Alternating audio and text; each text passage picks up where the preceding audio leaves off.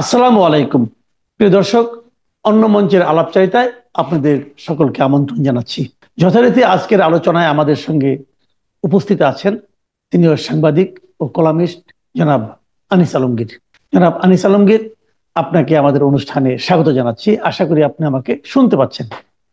জনাব আনিস আলমগীর, আপনি খেয়াল করেছেন গতকালকে আহ সরকারের সঙ্গে, প্রধান উপদেষ্টার সঙ্গে বিএনপির যে বৈঠকটা হলো, সেই বৈঠকের পর রাজনীতিতে যেন এক ধরনের টানাপোড়েন আমরা লক্ষ্য করছি।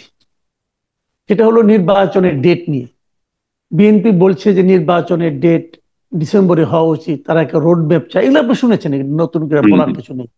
তো হুম। এগুলোকে কেন্দ্র করে আপনি কি মনে করেন যে এতদিন যে এই অন্তর্বর্তীকালীন সরকার সকল রাজনৈতিক দলগুলোর কাছ থেকে এক ধরনের সমর্থন পেয়ে এসেছিল, সেই ধারায় কি কিছুটা ব্যত্যয় ঘটতে যাচ্ছে আগামীতে? আমি খুব দেখি না এই জায়গায়, কারণ তারা বলেছে যে জুনের মধ্যে আমরা করে ফেলবো, জুনের পেছনে যাবে না। আর বিএনপি বলছে ডিসেম্বরের মধ্যেই করতে হবে, বা ডিসেম্বরের মধ্যে আমরা চাই। ডিসেম্বরের মধ্যে চাই মানে আহ, জানুয়ারি ফেব্রুয়ারি গেলেও যে খুব যে এটা অন্যায় হয়ে যাবে বা অন্যরাও মাইন্ড করবে তা না, কারণ ফেব্রুয়ারির শেষ থেকে আবার যেহেতু রোজা আসতেছে, রোজার পরে বর্ষা শুরু হবে। তো সিজন আসলে জুন আসলে এমনি খাটে না। মোট কথা হচ্ছে ফেব্রুয়ারি হচ্ছে মেইন সময় এখন। ফেব্রুয়ারি, জামাত ইসলামও ফেব্রুয়ারি ব্যাপারে সম্মতি দিয়েছে। তো আমার মনে হয় রাজনৈতিক দলগুলো যদি চাপ থাকে ফেব্রুয়ারির মধ্যেই ইলেকশন করতে পারে। কিন্তু জামাতের কথার মধ্যে একটা ফাঁক আছে আমার যতটুকু মনে হলো। জামাত বলছে যদি সংস্কার ঠিক মতো না হয়, সরকার যদি সময় চায় আমরা তাহলে সময় দিতে চাই, বাট আমরা চাই যে ফেব্রুয়ারির আগে ইলেকশন হয়ে যাক। তার মানে তারা ধরি না, কি জানি বলে, ধরি মাছ না দুই চুই মাস পানি। না সেই পানি, হ্যাঁ।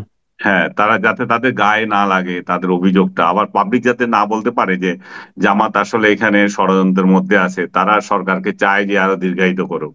সরকার যে ইচ্ছা, সরকারের কোন কোন ব্যক্তির যে ইচ্ছা দীর্ঘদিন ক্ষমতায় থাকা, অনির্বাচিত হয়ে ক্ষমতা ভোগ করা, সেটা যেহেতু যেমন বিএনপি চাচ্ছে না, বিএনপি বারবার স্মরণ করে দিচ্ছে আপনারা অনির্বাচিত এবং আপনাদের দায়িত্ব আপনারা পালন করে বিদায় নেন। তো সেই জায়গায় জামাত কিন্তু সরকারের সাথে সুর মিলিয়ে আছে। জামাত চাচ্ছে না যে ইলেকশন হয়ে যাক, যা তাদের যে খুব একটা লাভ তা না। তারা জানে যে ইলেকশন হলে হয়তো তারা সরকার তো গঠন করতে পারবে না, কারণ তাদের যে ভোট ব্যাংক সেটাতে বলে না যে আনইউজুয়াল কিছু না ঘটলে তারা সরকারে যেতে পারবে। তো সেই প্রেক্ষিতে জামাতের এই জায়গায় একটু সন্দেহজনক আছে কথাবার্তায়। কিন্তু যদি রিসেন্টলি যে বৈঠক হলো খালেদা জিয়ার সঙ্গে জামাতের আমিরের, আমি মনে করি যেটা কোরিয়াল মিটিং হয়েছে এবং রাজনৈতিক দুই দলের প্রধান যখন এখানে কথা বলেছেন, তাদের মধ্যে নিশ্চয়ই একটা আন্ডারস্ট্যান্ডিং আছে যে এইসব ব্যাপারে। এবং এর আগেও আপনি যদি খেয়াল করে থাকেন, সেনাপ্রধানও বলেছিল কিন্তু 18 মাসের 18 মাস। মধ্যে নির্বাচন করার জন্য। 18 মাস যদি আগস্ট থেকে ধরা হয় তাহলে ওই ফেব্রুয়ারি পরে, এর এর পেছনে না। তো সব দিক থেকে মিলিয়ে আমার মনে হয় যে ফেব্রুয়ারির মধ্যে ইলেকশন করার জন্য একটা বড় ধরনের চাপ সরকার নিতে হবে। কিন্তু নির্বাচন আদৌ হবে কিনা বা শেষ দিকে এসে এমন কোনো কিছু ইয়ে, মানে আনইউজুয়াল কোনো ইভেন্ট তৈরি হয় কিনা যাতে করে ইউনূস সরকার আবার ক্ষমতায় থাকার জন্য একটা বাহানা পায়, সেটা নিয়ে কিন্তু অনেকে এখনো সন্দিহান। বিশেষ করে তার আশীর্বাদ পুষ্ট যে দল, তাদের তো কোনো মতিগতি এখনো ঠিক নাই। তারা ইভেন এখনো পর্যন্ত নির্বাচনে আহ, ইয়েতে দল হিসাবে নিবন্ধন পর্যন্ত করে নাই। এবং লাস্ট আপনি যদি খেয়াল করে দেখেন, লাস্ট তারিখ হচ্ছে 20 এপ্রিল ছিল। সেটা তারা এখন বাড়ানোর প্রস্তাব দিয়েছে। তারা জানে যে তাদের কথা এগুলো বাড়বে, তো বাড়ানোর প্রস্তাব দিয়েছে। এবং আরো হাস্যকর ভাবে তারা এই যে বিধিগুলো করেছিল এই সরকার বা আগে যেটা আছে নির্বাচন কমিশনের, তারা সেটাকে বলছে যে আওয়ামী লীগের করা, স্বৈরাচারের করা। এগুলো কিন্তু 111-এর সময় করেছিল এবং মানে হাইলি অ্যাকসেপ্টেড ছিল ফর এভরি পলিটিক্যাল পার্টি। এবং এর মধ্যে এই ওই আইন মেনেই এতদিন ধরে চলেছে, রাজনৈতিক দলগুলো নিবন্ধন নিয়েছে। এখন তারা যদি বিশেষ কোনো সুবিধা চায়, সেটা তো চাইতেই পারে। দুই একটা আইন যে একেবারে সংশোধন করা যাবে না তা না, কিন্তু একটা গাফেলতি আছে যে আমরা যা চাইবো তা হবে। এই অ্যাটিচিউড গুলো খারাপ। এটাতে হয়তো এই জন্য মানুষ সন্দেহ করে যে আদৌ ইলেকশন হবে কিনা। এর মধ্যে আপনি নাহিদের কথা খেয়াল করেছেন, জি। নাহিদ বলেছেন যে প্রশাসন নিরপেক্ষ না হলে ইলেকশন হবে না। আবার যদি আমাদের সংস্কার না হয় আমরা ইলেকশনে যাব না। ইলেকশনে যাব না, এটাও এক ধরনের থ্রেট। ইলেকশনে না গেলে ইউনূস তখন আবার একটা বাহানা পাবেন যে যারা আমাকে ক্ষমতায় বসিয়েছিল তারা তো ইলেকশন চাচ্ছে না, তারা বলতেছে যে এই নানা তাল বাহানা আসতে পারে আর কি যদি। আচ্ছা, এই কথাটা বলুন তো আমাকে, আমি কি হুম। একটু আপনার কাছে একটু বুঝতে চাই। এই যে নাহিদ যে বললেন যে হুম। প্রশাসন বিএনপি কে প্রতিপক্ষপাত দুষ্টমূলক আচরণ করছে, হুম। এইটাকে, তার এই অভিযোগটাকে আপনি কতটুকু বাস্তবসম্মত মনে করেন, এবং এই অভিযোগের পেছনে অন্তর্নিহিত কারণটা কি, আসলে নির্বাচন পিছিয়ে দেওয়া? না, নাহিদ যেটা এটা অজুহাত তৈরি করে রাখা আর কি, আগে থেকে বলে রাখা যে আমরা এই অজুহাত একটা সৃষ্টি করে গেল যে আমরা কিন্তু আগেও বলেছিলাম। কিন্তু নাহিদ যেটা বলেছে সেটাও আবার অস্বাভাবিক না, সেটাতেও সত্যতা আছে। প্রশাসন তো এখন বেসিক্যালি বিএনপি জামাতের লোকদের দ্বারাই পরিচালিত, তাই না? এ- এখানে যদি আওয়ামী লীগ কিংবা অন্য কোনো রাজনৈতিক দল নির্বাচনের সুযোগ পায়, তারাই বরং এই অভিযোগ করতে পারে যে এই প্রশাসন তো আমাদের পক্ষে কাজ করবে না, এটা তো অলরেডি বিএনপির পক্ষে হয়ে গেছে, কিংবা জামাতের পক্ষে কাজ করবে, কিংবা এনসিপির পক্ষেও কাজ করতে পারে, কারণ এদের অ্যাটিটিউড তাই। এরা কোথা থেকে ফসিল কতগুলোকে ধরে আনছে আপনি নিচে খেয়াল করেছেন? সবগুলো বুড়া বুড়া লোক যেগুলো বহু বছর আগে রাজনীতি রিটায়ারমেন্টে থেকে গেছে। রিটায়ারমেন্টে চলে গেছে, ইভেন 111 সরকারের আমলেও ছিল। আজকে 20 বছর আগের লোকগুলোকে আপনি খুঁজে খুঁজে আনছেন, এগুলোকে নিয়ে এখন বসাইছেন, সেই সরকারে কাজ করেছে সেগুলো, ইনক্লুডিং এই যে খলিলুর রহমান যার কথা বারবার আসে, সেও তো এই যে ইয়ে ছিল তাই না, পিএ ছিল ওই সরকার নজরুল রহমান। প্রধানের। হ্যাঁ, তার আত্মীয় ছিল। তো সব দিক থেকে আপনি যদি এগুলো, আমি একটা নাম নিলাম আর কি, আপনি যদি নাম দিয়ে খুঁজতে চান দেখবেন যে এগুলো অধিকাংশই মানে ডেট এক্সপায়ার হয়ে গেছে বহু আগে। তো এদের দ্বারা, এবং এদেরকে তো নাহিদরা বা বিএনপি এরাই তো আওয়ামী লীগকে ঝাঁটাই বিদায় করা, আওয়ামী লীগের গন্ধ পেলে লোকগুলোকে বের করে দাও, এগুলো করেছে তাই না? এর ফলে কি হয়েছে? এর ফলে একদলীয় একটা কর্তৃত্ব তৈরি হয়েছে, ভারসাম্য নষ্ট হয়ে গেছে। এখন আওয়ামী লীগ যে নাই, এখন বলো যে স্বৈরাচারের দোষর, তোমরা আওয়ামী লীগকে বলতেছো না আওয়ামী লীগকে আমাদের কোনো খায়েশ নাই, আওয়ামী লীগ আসুক। কিন্তু আওয়ামী লীগ না থাকলে কি হয় সেটা তো দেখতে পাচ্ছি, তো একদল লুটপাট করতেছে, এই লুটপাট আরেক দল এখানে প্রোটেকশন দেওয়ার জন্য আর কেউ নাই। এখন যেটা হয়, রাজনৈতিক দলের অনুপস্থিতিতে এটা হয়, রাজনৈতিক দল যখন প্রতিপক্ষ থাকে তখন এরা সাবধানে কোনো কিছু করে, যে সেইভাবে যার তার উপর আক্রমণ করতে পারে না, খেতে যেতে পারে না, দেখে যে না ভাই আমাদের প্রতিপক্ষ আছে। যেহেতু এখন কোনো রাজনৈতিক সরকারই নাই, তাহলে বিভিন্ন তার সরকারের তো কোনো দায়িত্বই নাই এই রাজনীতি নিয়ে। আর অন্যান্য রাজনৈতিক দলগুলো যে যার মতো লুটতেছে, কারণ তাদের সরকারের তো বদনাম হচ্ছে না, বদনাম তো হচ্ছে ইউনূস সরকারের। আচ্ছা, আরেকটা জিনিস আপনি খেয়াল করবেন, যে আমি যে কথাটা বললাম যে প্রধান উপদেষ্টার সঙ্গে বিএনপির বৈঠকের পর আমি যেন হুম। হঠাৎ করে একটু খেয়াল করলাম একই দিনে, আমি আজকের পত্রিকার কয়েকটা নিউজ আপনাকে বলি। দেখেন, চট্টগ্রামের থানা ঘিরে পাল্টাপাল্টি অবস্থান বৈষম্য হুম। বিরোধী ও ছাত্রদল নেতাকর্মীদের। হুম। আরেকটা হুম। নিউজ হলো আপনার সিলেটে বৈষম্য বিরোধী ছাত্র আন্দোলনের জেলা কমিটির সদস্য সচিবের স্বাক্ষরে আহ্বায়ককে অব্যাহতি। আবার একটা নওগাঁয় বাসায় ঢুকে বৈষম্য বিরোধী ছাত্র আন্দোলনের সংগঠককে কুপিয়ে জখম। মানে বৈষম্য বিরোধী ছাত্র আন্দোলনের বিরুদ্ধে অথবা এক ধরনের যেন কেমন শক্তি প্রয়োগের মতো ঘটনা আমি যেন দেখতে পাচ্ছি গত একদিনেই। তো এটা কি নতুন কিছু ইন্ডিকেট করে আপনার কাছে মনে হয়?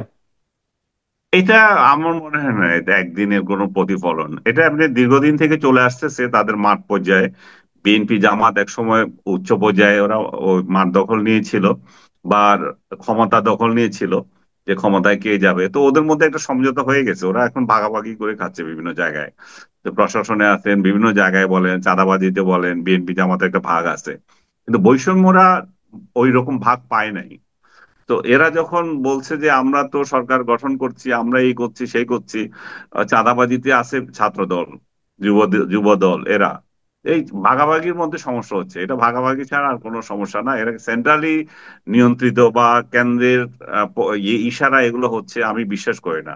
কারণ আপনি যখন মাঠের মধ্যে খেতে যাবেন একা, তখন আপনার প্রতিপক্ষ যখন একটা দাঁড়ায় তখন এদেরকে তো আপনি সামনে আসতে দেবেন না। চিটং এ যেটা হয়েছে মনে করেন যে একজন ভদ্রমহিলা জয়েন করবেন বা আছেন, ওনাকে না করছে ছাত্রদল, এবং এখানে বৈষম্য বিরোধী তারা তার পক্ষ নিয়েছে, এখানেও কিন্তু মাঠ দখলের একটা বিষয় আছে, এখানে যে অর্থনৈতিক লেনদেন আমি তা বলবো না, ক্ষমতা প্রদর্শন। তো বৈষম্য বিরোধীদেরকে বা এনসিপির লোকদেরকে এরা ছাত্রদল বুঝিয়ে দিতে চায় যে তোমরা খুবই নগণ্য, আমরা যদি রাস্তায় দাঁড়াই, আমরা যদি প্রতিরোধ করি, তোমরা কোথাও কিছু দাঁড়াতে পারবে না। কারণ এখানে তো তাদের জন্য দাঁড় করানোর জন্য দুইটা পক্ষ ছিল, একটা ছাত্রলীগ আর একটা শিবির। তো শিবির এখন নিচুপ থাকলে ছাত্রলীগ তো হাওয়া। সো এখন তাদের প্রতিপক্ষ হয়ে গেছে বৈষম্য বিরোধীরা।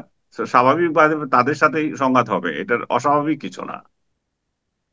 আচ্ছা, এইটা যে এই যে আপনি কথাটা বললেন না, ওই যে আপনার একজন শিক্ষককে আসতে না বলা, হুম। এই শিক্ষককে আসতে না বলার যে একটা সংস্কৃতি আমরা সম্প্রতি দেখলাম কয়েকদিন আগে, দেশের 135টা কলেজের নতুন অধ্যক্ষ নিয়োগ দিছে শিক্ষা মন্ত্রণালয়। হুম। এবং এগুলো অনেকগুলোর ক্ষেত্রে আমি খবর পাচ্ছি যে এই যে যেগুলোতে নিয়োগ দেওয়া হয়েছে, ওখানে আগে যিনি ছিলেন অথবা আগে যিনি ভারপ্রাপ্ত ছিলেন, তিনি আবার ওখানকে কিছু স্টুডেন্টদেরকে হাত করে তাদের মাধ্যমে নতুন অধ্যক্ষকে ঢুকতে দিচ্ছেন না। এই এই ধরনের একটা কালচার কিন্তু আমি অনেক জায়গায় দেখতে, আমি অনেক জায়গায় খবরও পেয়েছি। আমি আজকেও একটা খবর পেলাম যে কিশোরগঞ্জের বাজিতপুর কলেজের নতুন একজন অধ্যক্ষ জয়েন করতে গেছেন গাজীপুর থেকে, সে ঢুকতেই পারছে না, তাকে ওখানে স্টুডেন্টরা তার বিরুদ্ধে বলছে আপনি ঢুকলে আপনাকে মারা হবে, হ্যান হবে, আমি তেন হবে। বুঝেছি, কেন? এটাই এটা হচ্ছে, কেন? এই এই এটা প্রবণতাটা কেন হচ্ছে? এটা হচ্ছে টিচারদের খেল। যে টিচার ওইখানে আছে সে হাত করছে, সে জানে যে এখানে প্রতিপক্ষ শক্তভাবে কে আছে আমার জন্য, সে শক্তভাবে ছাত্র দলকে পাচ্ছে, শিবিরকে পাচ্ছে, তো তাদেরকে হাত করছে। আর যদি আপনি যদি বলেন যে এই কালচার কারা তৈরি করেছে, এই কালচার আবার তৈরি করেছে এরা বৈষম্য বিরোধীরাই। আপনি দেখেন 5 আগস্টের পরে এরা কিভাবে শিক্ষকদেরকে অপমান করেছে বিভিন্ন প্রতিষ্ঠানে, একটার পর একটা কান ধরিয়েছে, রিজাইন করিয়েছে। এখন এরা আবার ত্রাতা সাজতে আসছে, যেহেতু নতুন কাউকে যাদেরকে দিয়েছে তারা তাদের পক্ষে কেউ আছে, এবং তাদের রাইট। পক্ষে আছে বলে তাদেরকে বসাতে যাচ্ছে। এখন পুরনো লোকদের সাথে এখন সংঘাত তৈরি হয়েছে। এগুলো জাস্ট লেনদেনের ব্যাপার। ওরা ওই যে লোকগুলো এখন আছে, তারা মানে তাদের প্রতিপক্ষকে ঘায়েল করার জন্য টাকা দিচ্ছে। এই টাকা দেওয়াতে এগুলো এদের জন্য কাজ করতেছে। এখানে কোনো আদর্শ নাই, এখানে কোনো শিক্ষকদের প্রতি তাদের যে মায়া মমতা আছে তা না। এরা শিক্ষকদের মানে ডক্টর ইউনূসের আমলে শিক্ষকদের মর্যাদা একেবারে মাটিতে মিশিয়ে গেছে। এখানে আর কোনো শিক্ষক কাউকে আপনার লেসন দেওয়ার রাখে না, চাকরি রক্ষা করার হচ্ছে যে তাদের বড় কাজ। একটা টিচার কাউকে বকা দেবে পড়াশোনার জন্য বা অন্য কাজের জন্য, ওই ওই জিনিস, ওই সংস্কৃতি ধ্বংস হয়ে গেছে বাংলাদেশে। এটা আর কয় বছর আসবে আমি জানি না, শিক্ষার এই পরিবেশ। আচ্ছা, আরেকটা যে কথা বলে আমি শেষ করব, আপনি নিশ্চয়ই খেয়াল করেছেন গত কিছুদিন ধরে এক ধরনের সোশ্যাল মিডিয়া এবং বিভিন্ন জায়গায় এক ধরনের প্রচারণা চলছে যে হুম। দেশ খুব ভালো চলছে, পলিটিক্যাল গভর্নমেন্ট আসলে আবার লুটপাট শুরু হবে, ইউনূস হুম। সরকার ভালো চালাচ্ছেন, তাকে 5 বছর রাখা হোক, কেউ বলছেন 10 বছর রাখা হোক। এই যে জিনিসটা একটা, এই যে একটা আপনার আপনার মানে আমরা প্রচারণা দেখছি, আসলে এই প্রচারণা, এই যে ইউনূসকে 5 বছর রাখার যে তত্ত্বটা, এটা আসলে শুরুটা কোথা থেকে হয়েছিল আপনি কি এটা খেয়াল করেছেন? অথবা এটা এখন কিভাবে, এটা কি আসলেও আদৌ সম্ভব, এবং এভাবে রাখাটা কি ঠিক হবে কিনা গণতন্ত্রের জন্য? অথবা গণতন্ত্র এবং সংস্কার দুইটা কি মানে পরস্পরের পরিপূরক, নাকি একটা থাকলে আরেকটা না থাকলেও না, চলে? এটা তো রাখা মোটেও উচিত হবে না, এবং আমি মনে করি যে এটা ইউনূসের লোকেরাই প্রচার করছে। আপনি যদি দেখেন ফেক অ্যাকাউন্ট থেকে একটা 100 200 একই স্ট্যাটাস, একই রকম স্ট্যাটাস। আপনি নিশ্চয় একটা খেয়াল করেছেন, 9 তারিখ 10 তারিখের পরে এপ্রিলের এই দেশে কি জানি হয়ে যাবে একটা স্ট্যাটাস দিয়েছিল, কয়েকশো কয়েক হাজার গেছে। তো কই 9 তারিখ 10 তারিখের পরে এই দেশে আর কি বন্যা হয়ে গেছে ইয়ের, কি বলে, বিনিয়োগের। এই স্ট্যাটাস গুলো খুলে যদি দেখেন আপনি, এগুলো সব সাজানো এবং তৈরি করা, এবং একই স্ট্যাটাস কপি করে করে দিচ্ছে। এগুলো ইউনুস বাহিনী, এদের বট যেগুলো বলে, এরা এগুলো করতেছে যে ডক্টর ইউনূসকে আকাশে তোলার জন্য। আমি জানি না উনি ব্যক্তিগতভাবে চান কিনা আরো 5 বছর থাকবেন, ওনার কোনো ব্যক্তিগত খায়েশ আছে কিনা, কিন্তু তার চারপাশের কিছু লোকের অবশ্যই আছে, তারা এগুলো করাচ্ছে। আমি একটা জিনিস আপনাকে বারবার মানে বলতে চাচ্ছিলাম যে ইলেকশনের যখন কথায় উঠছে, তখন আমি মনে করি যে এই যে জাতীয় নির্বাচনের আগে সবচেয়ে বড় বেশি দরকার এখন হচ্ছে আমাদের স্থানীয় সরকার নির্বাচন। স্থানীয় সরকার নির্বাচন আপনি জানেন যে সবগুলো বাতিল করে দিয়েছে, শুধুমাত্র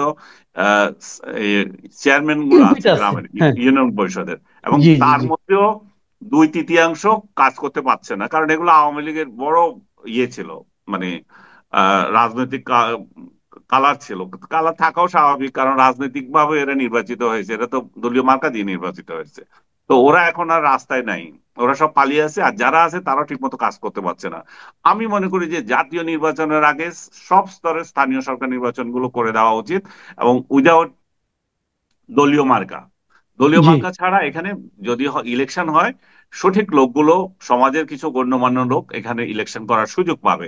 এবং বর্তমান তত্ত্বাবধায়ক সরকারের যে সংস্কার কমিশন করেছে, তারা একটা স্টুপিডের মতো একটা কাজ করেছে।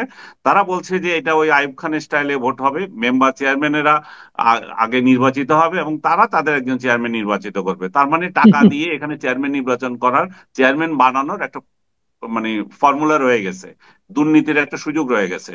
আমরা মনে করি যে সেটার কোনো অবস্থাতে এটা বাংলাদেশের মানুষ এটা এই এই ফর্মুলা যাতে গ্রহণ না করে এবং সরাসরি ভোটে তাদের স্থানীয় সরকারটা তারা প্রতিষ্ঠা করে। এটা যদি না হয় তাহলে বিশৃঙ্খলা আরো বেশি হবে এবং সমাজের কোনো মানে শৃঙ্খলা আর থাকবে না। উন্নয়ন কাজগুলো সরকার যেটা চায় সেটা করতে পারবে না। আজকে ধরুন বড় ধরনের কোনো দুর্যোগ হলো, সরকারের ত্রাণ পৌঁছানোর জন্য তো লোক থাকবে না।